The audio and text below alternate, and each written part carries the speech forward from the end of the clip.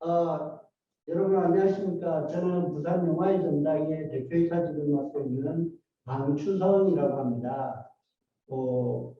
사실은 제가 이 강의 의뢰를 받고 조금 고민을 했는데요. 왜냐하면 제가 공부를 한 지도 되게 오래됐고 또 학교에서 강의를 하거나 그런 경험들이 많지를 않아서 이것을 하는 게 좋은 일인가 그런 생각들을 좀 하다가 이제 그 제안을 받아들이게 된 거는 제가 부산에 내려온 지 한 2년 반 정도 됐습니다. 그 이전에는 서울에서 한 20년 가까이 상업영화 제작하는 일을 계속 했었거든요.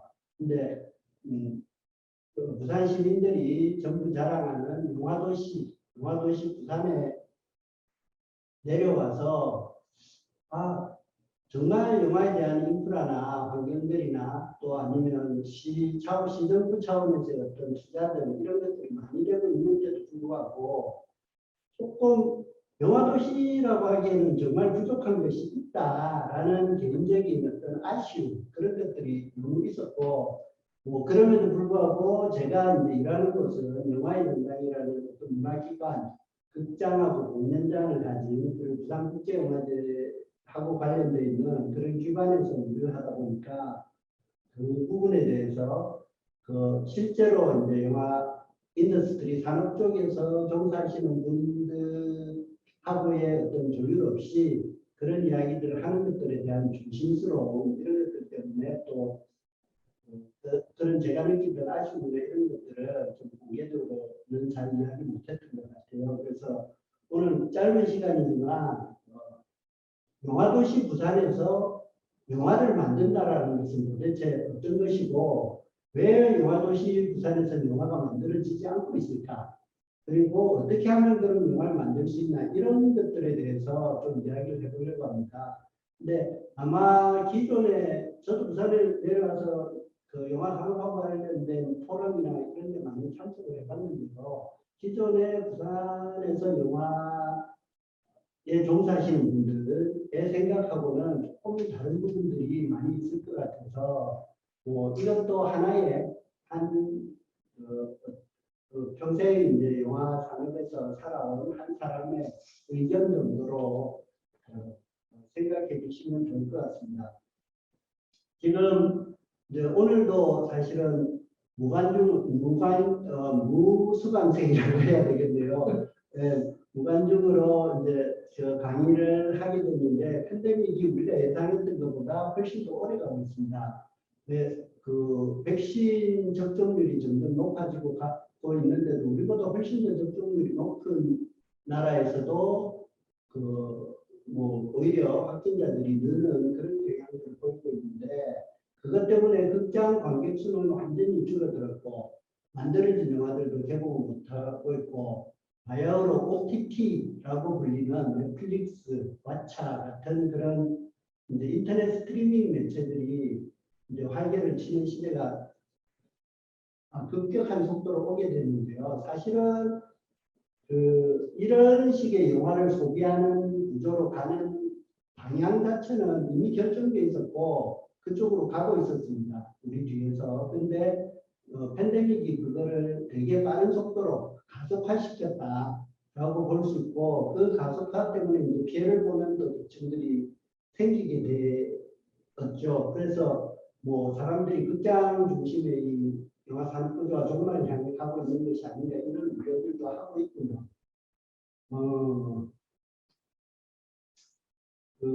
어쨌든 이런 변화의 시기에서 부산의 어떤 영화 산업에 대해서 한번 돌아보는 의미도 있을 것 같습니다. 저는 지난 30년간 그러니까 부산영화제가 준비될 때부터 태동될 때부터 그 지난 30년간 진행된 부산의 어떤 영화를 부흥시키기 위한 노력들이 왜 부산의 어떤 영화 산업이라고 할 만한 것을 부흥시키지를 못했는가 하는 이야기를 좀 하고요. 그리고 어떻게 하면 그러면 어떤 방향으로 부산의 영화 산업이 이루어져야 되겠는가 그런 이야기를 할 텐데 이게 하나의 시작이 되기를 바랍니다. 사실 제가 제일 처음에 저는 부산에서 대학을 나왔는데요. 제일 처음에 서울에 올라가서 영화계에 들어갔을 때는 그 과거 암흑기 영화가 현재 중흥기 영화로 터닝되는 그런 시점이었습니다. 그래서 그 어떻게 과거의 암흑기가 현재 중흥기로 변하게 됐는가라는 것을 아주 가까이에서 좀 지켜볼 수 있는 좋은 기회가 있었고요. 그 제가 제일 처음 영화계에 들어갔을 때 소위 말하는 부재 시스템, 그러니까 정상적인 그 고용 계약이 아니라 자기 제자로 들어가서 물 날르고 심부름해 주면서 이제 일을 배우는 그런 시스템이 남아 있었고, 또 지방 배급업자들한테 이제 술을 사주면서 또 돈을 빚어서 물건을 있지도 않은 물건을 미리 팔고 돈을 받아서 영화를 만드는, 그래서 돈이 모자라서 영화가 망하면 거기 일에 종사했던 사람들은 잔금을 받을 수도 없는 그런 거의 소위 말하는 주먹구구 시대가 끝나가고 이제 새로운 이제 영화 시대가 올 때 제가 이제 영화계에 들어왔고, 그때 이제 대기업 자본들이 비디오 판권을 바탕으로 들어오고, 그리고 새로운 젊은 영화인들이 영화를 만들 수 있게 되면서 한국 영화가 좀 도약하게 된 것입니다. 그런데 이 과정에서 제가 확실하게 느낀 것은 법과 제도가 예술을 만든다는 것입니다.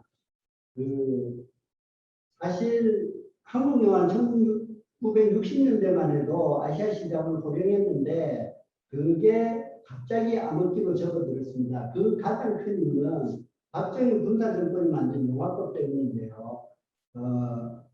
그 영화법 주요 골자는 이때까지 영화 만들던 영화사들 다 폐업시키고 정부에서 허가해준 10여 개의 조건에 맞는 그 10여 개의 영화사들만이 영화를 만들 수 있도록 법을 바꾼 거였는데, 그것 때문에 여러분 잘 아시는 그 신상욱 감독님도 그 영화를 만들 수 없어서 나중에 저 북으로 또 가시게 되기까지 하는, 그때만 해도 신상욱 감독님 신필름이 대한민국에 가장 잘 나가는 영화사였거든요.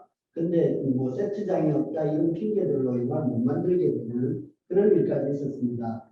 그래서 이제 그걸 통해서 한국 영화의 제작 편수는 늘렸지만 그 질을 떨어뜨려 갖고 뭐 고무신 영화, 초등학교만 졸업하면 한국 영화는 안 본다, 뭐 이런 치욕적인 명칭을 얻게까지 됐는데, 그 사실 나중에 다시 뭐 말할 기회가 있을지 모르겠지만 이 시기에 행해진 정부의 각종 지원과 장려책들이 오히려 한국 영화의 발전을 막았다고 할 수 있습니다.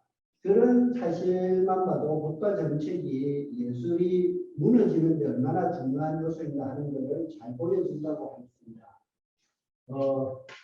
근데 1980년대 중반 이후 제가 이제 학교에서 영화를 공부할 때 영화법이 개정되면서 영화 제작이 법의 구속에서 자유화되자마자 한국 영화는 다시 활짝 꼽혔습니다. 그때부터 지금까지 계속해서 발전해 왔고요.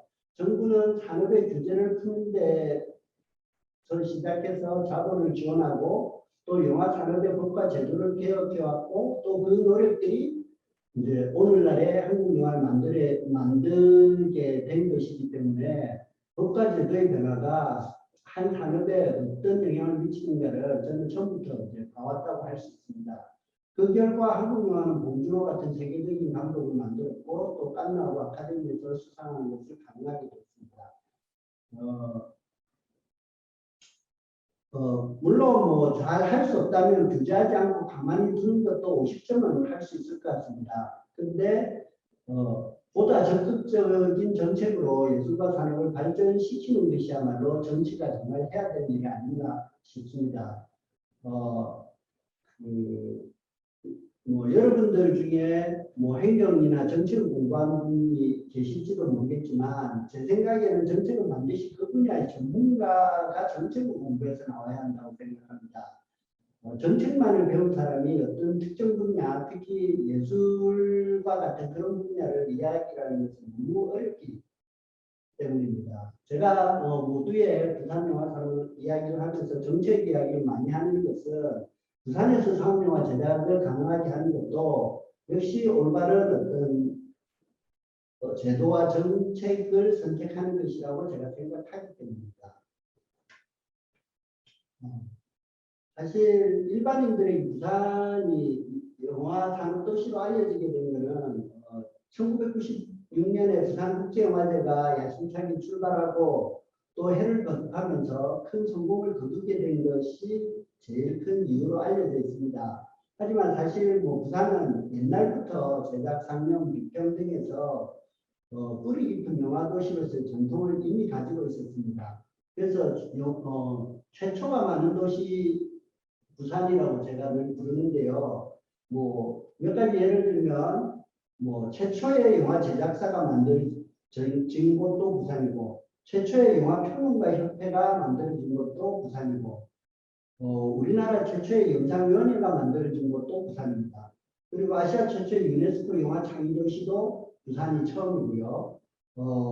또 실질적인 우리나라 최초의 국제영화제인 부산 국제영화제도 뭐 부산에서 시작돼서 세계적인 영화제로 발돋움 했고 위기를 겪긴 했지만 지금 다시 일어나고 있습니다. 그리고 뭐 더 작게는 최초의 대학 영화 동아리도 부산에서 만들어졌고 서울이 80년대 대학에서 영화 동아리가 만들어진 반면에 부산은 50년대 이미 만들어져 있었습니다. 그리고 뭐 이제는 이제 부산이 영화 도시가 되면서 각종 영화 기관들, 영화진흥위원회나 영상물 등록위원회 같은 중앙의 기관들도 부산으로 속속 내려오고 있습니다. 그리고 뭐 후반작을 인프라, 뭐 사운드 스테이션이라든지 기자일도 새로 세트장을 짓기도 한다고 하죠. 그런데 아까 말씀드린 것처럼 부산에는 상업 영화의 제작이 없습니다. 뭐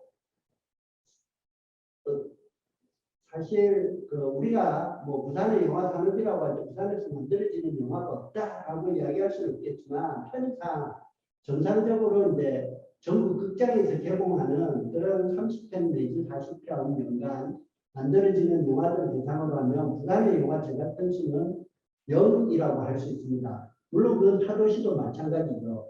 뭐 거의 대부분 아니 뭐 모든 메이저 상업 영화는 서울에서 만들어집니다. 물론 뭐 부산 시민들이 다른 요소들을 만족하고 상업 영화 제작에 관심이 없다면 아무 문제가 없습니다. 없는 것이 당연한 거니까요. 근데 현실은 그렇지가 않죠. 부산국제영화제 성공에 공된 부산시 정부는 우리나라 최초로 영상위원회를 만들고 또 서울의 영화사들의 촬영을 유치하기 시작합니다. 그리고 일반적으로 영상의 역할이 타지역 영화사들의 어떤 로케이션을 지원하는 데 그치는 반면 부산 영상위원회는 그걸 넘어서 양수리에 있던 종합촬영소를 기장에 유치하고 또 컴퓨터 그래픽 업체를 유치하고 사운드 스테이션을 만들고 또 작년까지는 촬영 인력을 위한 숙박시설까지 제공했습니다. 뭐 이 정도는 제작사들 로케이션 유치를 한다고 하기 위해서라고 볼 수도 있는데요. 영상인은 영화 인력을 또 교육하고 또 건물을 지어서 영화사들에 임대하기도 하고 또 타지역 영화사가 부산으로 오면 큰 지원을 경제적인 지원을 해주기도 합니다. 그것도 모자라서 시나리오하고 아이템을 매년 공모하고 뭐 시나리오 작가협회를 직접 지원하기도 하고 펀드 운영에 관여하기도 합니다. 이 모든 노력들은 사실 어떻게 보면 뭐 제가 볼 때는 부산에서 직접 영화를 제작하고 싶어하는 어떤 바람의 반영이라고 볼 수 있습니다. 그러면 이 여러 가지 정책들에 힘입어서 부산의 영화들은 양적 질적으로 성장하고 있는가 말씀드린 대로 없습니다. 부산시가 이런 다양한 비용을 들이면서 상업영화 제작을 꿈꾸고 있는데도 왜 부산에서는 메이저 상업영화들이 만들어지지 않을까요?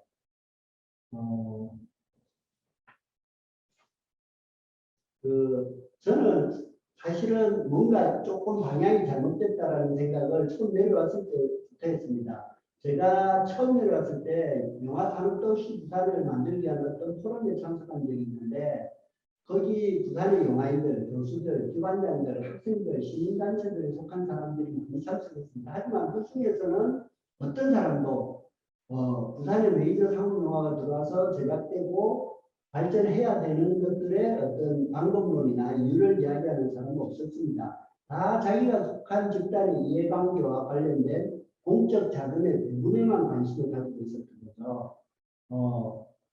아니, 저는 솔직히 어떻게 상업영화를 한 번도 제작하지 않고 영화 산업도시가 되겠다는 건지 알 수가 없습니다. 그래서 제가 사실 내린 결론은 부산의 영화인들, 교수들, 기관장들, 학생들, 시민단체들에 속한 분들은 사실 부산에 상업영화 제작되는 것에 큰 관심이 없고 혹 관심이 있더라도 그 방법을 생각하는데 애쓰지 않는다는 것이었습니다. 그렇다면 시정부는 그분들은 거기에 무지하게 관심이 많습니다. 하지만 어떻게 해야 되는지를 크게 고민하고 있는 것 같지는 않아 보였습니다. 그래서 저는 부산이 영화도시, 영화산업도시라고 불리기 위해서는 반드시 상업영화를 제작해야 된다고 생각하고요. 이 메이저 상업영화를 제작하는 데 성공하지 못한 이유는 뭐고 또 어떻게 그 문제를 풀어가야 될까를 이야기하도록 하겠습니다. 제일 먼저 사실은 서론이 길었지만 본론도 길지는 않습니다. 영화를 만들기 위해서는 영화에 투자해야 된다라는 바보 같은 말이 저는 가장 본질적인 문제라고 생각합니다. 이런 바보 같은 말을 하는 이유는 이제껏 부산시가 한 투자는 영화 그 자체에 대한 투자가 아니라 주변에 대한 투자였다라는 말씀을 드리기 위해서 그런 거고요. 세트, 녹음실, 사무실, 현상소, DI, CG 업체를 설립하고 심지어 숙박시설을 제공한다고 해서 그것이 영화 제작이 되는 것은 아닙니다. 좀 더 영화 제작에 가까워지기는 하겠지만 소재와 시나리오에 투자하는 것도 마찬가지입니다. 과거 한국 영화가 공식 영화 취급받을 때 한국 정부는 영화진흥공사, 영화진흥위원회의 전신이죠. 영화진흥공사의 현상소, 촬영소, 편집실, 녹음실을 다 만들고 촬영 장비하고 조명 장비를 싸게 대여해 줬던 적이 있습니다. 이것들이 영화 제작에 도움을 주기 위한 노력이었지만 실제로는 영화의 발전을 막는 데 기여했습니다. 영화진흥공사의 값싼 장비 사용료 때문에 민간업자들이 가격 경쟁력이 없어져서 도산하거나 새로 생겨나지 않아서 기술의 향상이나 발전이 없었고 관료 중심의 작업들은 창의성을 점점 잃어갔던 것입니다. 지금 부산에서 투자하고 있는 인프라 투자도 그것하고 좀 비교할 수 있다고 말씀드릴 수 있겠습니다. 길 막히는 도로에는 언제나 뻥튀기 장사들이 있다. 그런 말이 있습니다. 실제로도 그렇습니다. 영화에 직접 투자를 해서 영화를 만드는 업체가 많아지면 그들하고 거래하기 위한 주변 업체들은 저절로 생기고 그들이 경쟁하다 보면 가격 경쟁력도 생기고 기술력도 높아지게 되는 거죠. 그게 자본주의입니다. 물론 영화에 장기적으로 투자하기 위해서 교육에 투자한다거나 입지에 투자할 수 없다는 뜻은 아닙니다. 그렇지만 당장에 한국이란 작은 나라에서 부산이 영화를 제작하는 도시가 되기 위해서는 영화 작품에 직접 투자를 해야 된다는 것입니다. 지금 하고 있는 방법들은 방금 말씀드렸듯이 과거에 서울에서 영화를 지원하기 위해서 시행했지만 실패한 사례들의 답습입니다. 그럼 우리는 어떻게 해야 될까요? 우리는 실패한 사례들도 갖고 있지만 성공한 사례들도 분명히 가지고 있습니다. 앞서 말씀드렸듯이 1980년대 이후에 한국 영화의 정책들로 인해서 한국 영화는 과거의 영광을 되찾는 데 성공했습니다. 그 중에 가장 핵심적인 사업은 영화진흥위원회의 펀드 조성 사업이었을 것입니다. 영화진흥위원회는 한국 영화 제작을 위한 수십 개의 펀드, 투자조합을 중소기업청, 민간 기업들과 함께 만들었습니다. 펀드는 여러 편의 영화들의 분산 투자함으로써 리스크를 줄여나갔고 지금은 롯데펀드화했지만 여전히 한국 영화 제작비에 주축이 되고 있으며 심지어 오랜 기간 동안 수익을 내기까지 하고 있습니다. 그런데 문제는 이런 연준이의 펀드를 위한 예산과 자금이 서울에 집중되어 있다는 것입니다. 중앙정부가 영화기관을 부산에 보낸 것은 무슨 의미입니까? 그것은 중앙 집중화되어 있는 산업을 지역으로 분산해서 지역의 관련 산업을 부흥시키기 위해서 그런 거 아닐까요? 근데 영준이는 아직도 부산에 위치하고만 있을 뿐 부산의 영화 제작의 거점으로 만들기 위한 어떤 노력도 보여주지 않고 있습니다. 영진이 산하에 있는 콘텐츠 단체를 서울에 만든 것을 제가 왜 그걸 서울에 만들었냐 묻자 돌아오는 대답은 영진이는 부산의 영진이가 아니라 대한민국의 영진이라는 것입니다. 이것은 뭐 부산에서 활동하시던 분이 영진이 원장이 된 이유에도 변함이 없었습니다.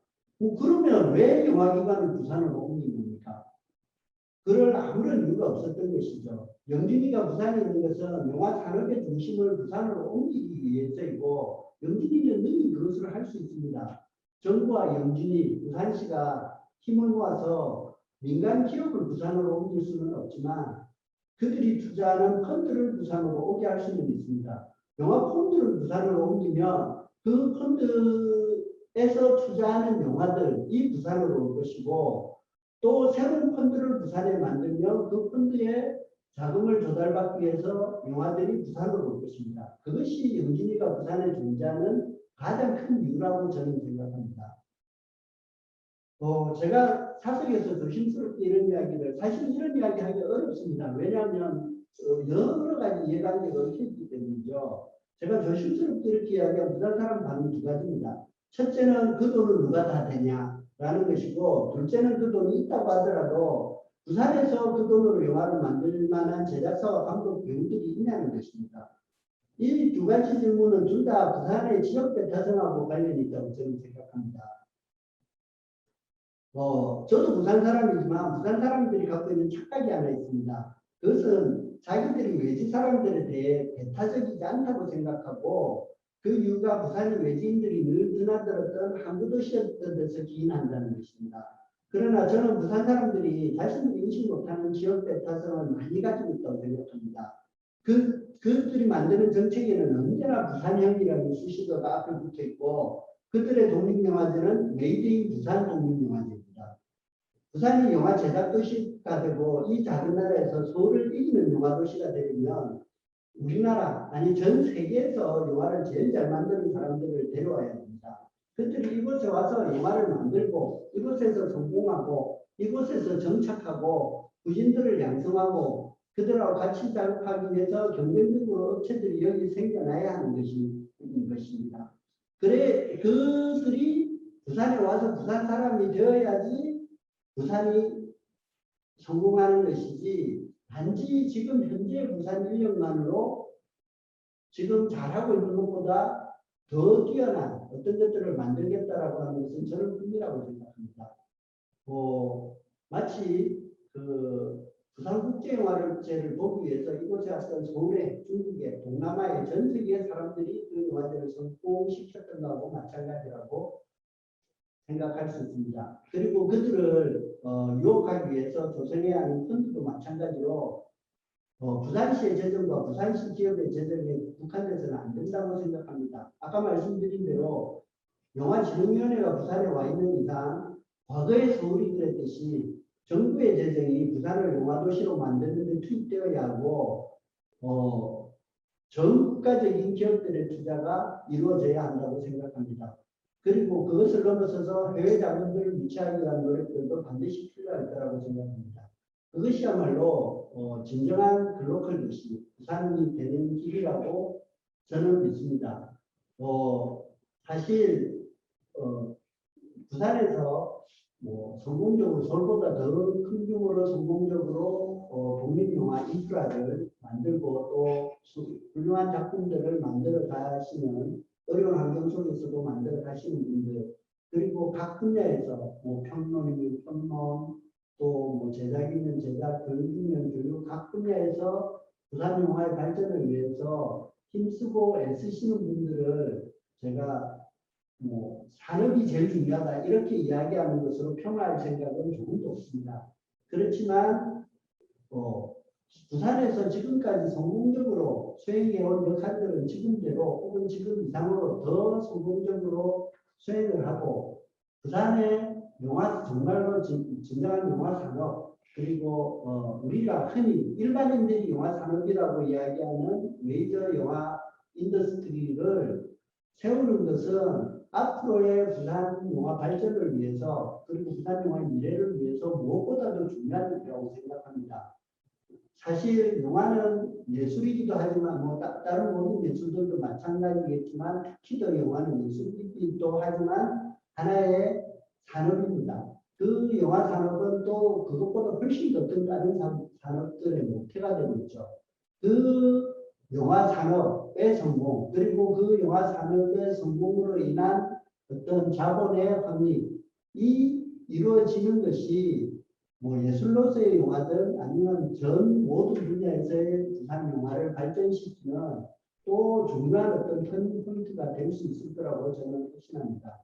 그래서 여러분들 지금 당장 그 세팅되어 있는 일이 아니더라도 부산에서 영화에 종사하시는 분들, 영화에 관심 가지신 많은 분들이 부산의 영화 산업, 특히 부산의 상업 영화 제작에 조금 더 관심을 기울여 주시고 그것들을 위한 어떤 제도와 정책을 만드는데 힘을 합쳐 주시면 좋지 않을까 생각합니다. 저도 올해 말이면 여기 영화의 전당 임기가 끝나는데요. 임기 끝난 이후에도 제가 사실은 뭐 평생 해왔던 그런 어떤 영화 제작을 부산에서 이루기 위해서 이곳을 떠나지 않고 뭐 죽을 때까지 적어도 퇴직할 때까지 이곳에서 최선을 다할 생각입니다. 많이 응원해 주시고 함께 해 주시기 바랍니다. 오늘 짧지만 뭐 짧고 두서없었지만 뭐 제 생각을 좀 얘기해 봤습니다. 들어주셔서 너무 감사드립니다.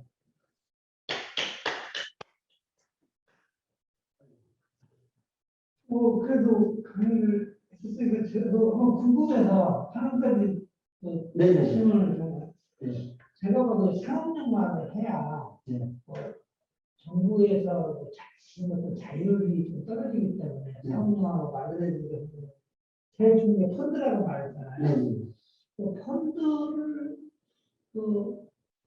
조성할 때 여러 기관들이 있을 텐데 부산에서 펀드를 모집을 만드는 이유라든지 아니면 어떤 도움이 필요한지요고요.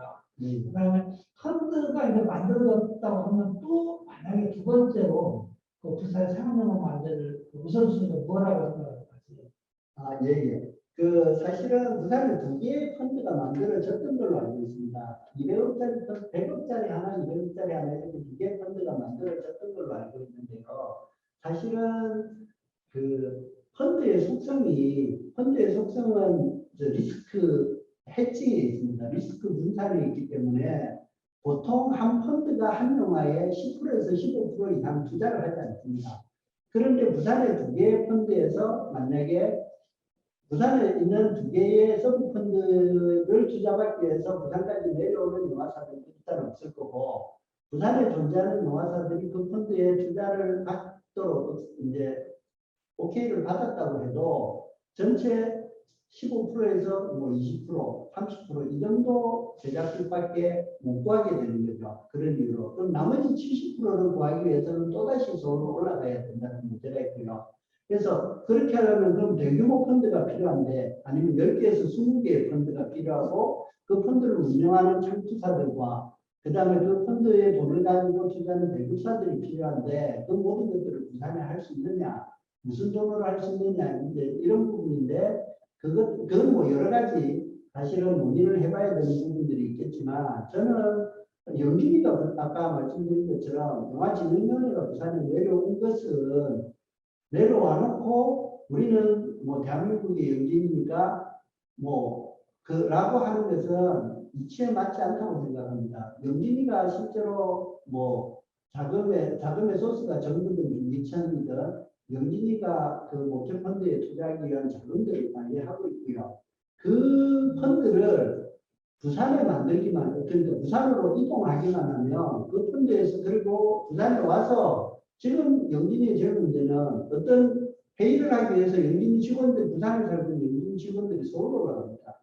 왜? 영화 인더스트리가 서울에 있고 인더스트리가 서울에 종사하는 사람들이 서울에 있기 때문이죠. 근데 그 개념을 바꾸지 않으면 영원히 부산에 영진이가 내려올 이유가 없습니다. 그 인더스트리에 종사하는 사람들이 돈을 받기 위해서 부산에 내려와야 되는 것입니다. 그리고 그것이 귀찮아서 부산에 자기들의 연락사무소를 처음에 만들고 그다음에 아예 부산에 제작사를 만들고 이런 식으로 점점 정착이 돼야 되는 겁니다. 그러기 위해서 가장 필요한 것은 세팅장도 아니고 녹음실도 아니고 돈이라고 저는 생각합니다.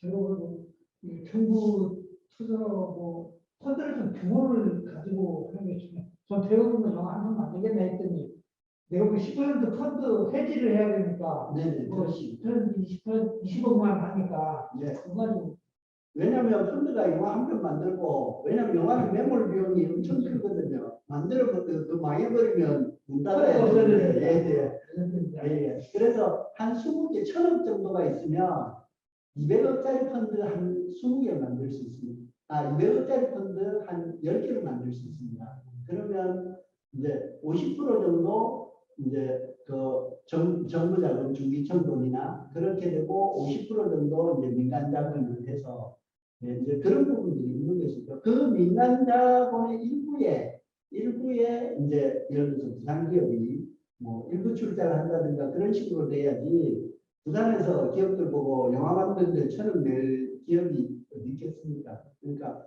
사실은 이제 정부가 뭐 연금이나 연금이나 다 부산에 내려보내는 데는 그만한 이유가 있다고 생각하거든요. LH하고는 틀린 거죠. LH는 뭐 지역이 어디든 전국에 집을 짓는 거지만 여기서 물론 그것도 사실은 그 LH 본사로 가서 돈을 받아야 와야 되는 거죠. 건설사들의 LH가 출장 가서 돈을 주지는 않지 않습니까? 그냥 오늘 좋은 얘기 많이 들었습니다. 정말 고맙습니다. 네, 감사합니다.